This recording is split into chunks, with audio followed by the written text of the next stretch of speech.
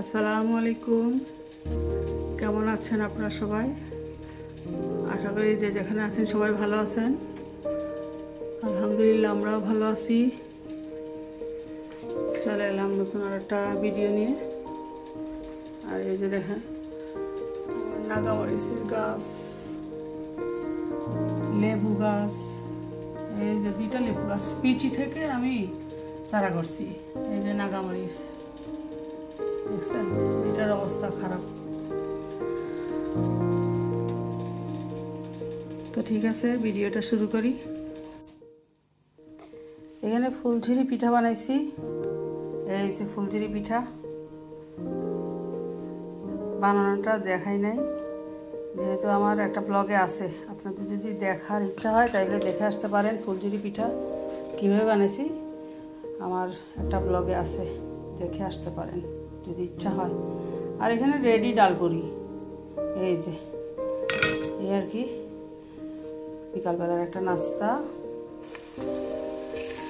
এখানে আমি বিরিয়ানি করব। আদা রসুন পেঁয়াজ এগুলো ভাজতেছি। এই যে চিকেন, এই চিকেন দিয়ে বিরিয়ানি করব। বাসমতি রাইস দিয়ে বিরিয়ানি করব।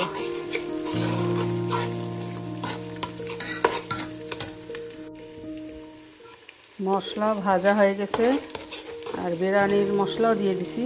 আমার বানানো আর কি বিরিয়ানি মশলা, জায়ফল জায়ত্রী সব কিছু দিয়ে বানাইছি। কিছু একটু মিল্ক দিয়ে দিলাম।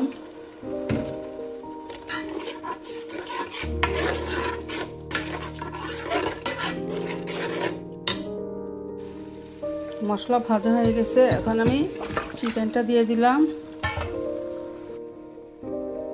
ভালোভাবে নেড়ে চেড়ে দিছি। এখন হয়ে যাক, ভালোভাবে কষিয়ে যাক।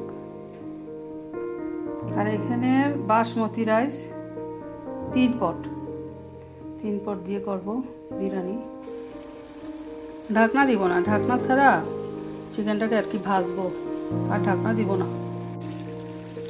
ভাজা হয়ে গেছে চিকেনটা, এখন আমি রাইসটা দিয়ে দিলাম। ভালোভাবে রাইসটা একটু ভেজে নিই। চাল ভাজা হয়ে গেছে, এখন আমি 3 পট চালে আমি 5 পট পানি দিতেছি।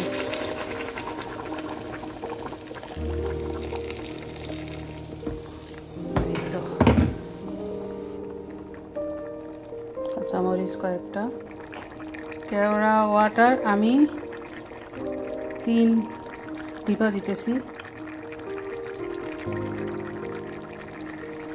3 ডিবা দিলাম।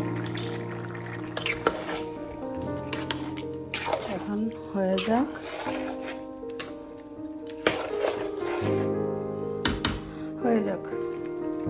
ঢাকনা দিয়ে দিলাম। কিছু কিশমিশ দিয়ে দিলাম।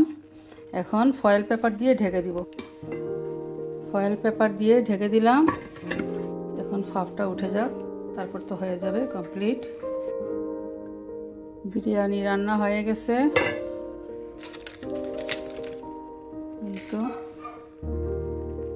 নেড়ে চেড়ে দেই।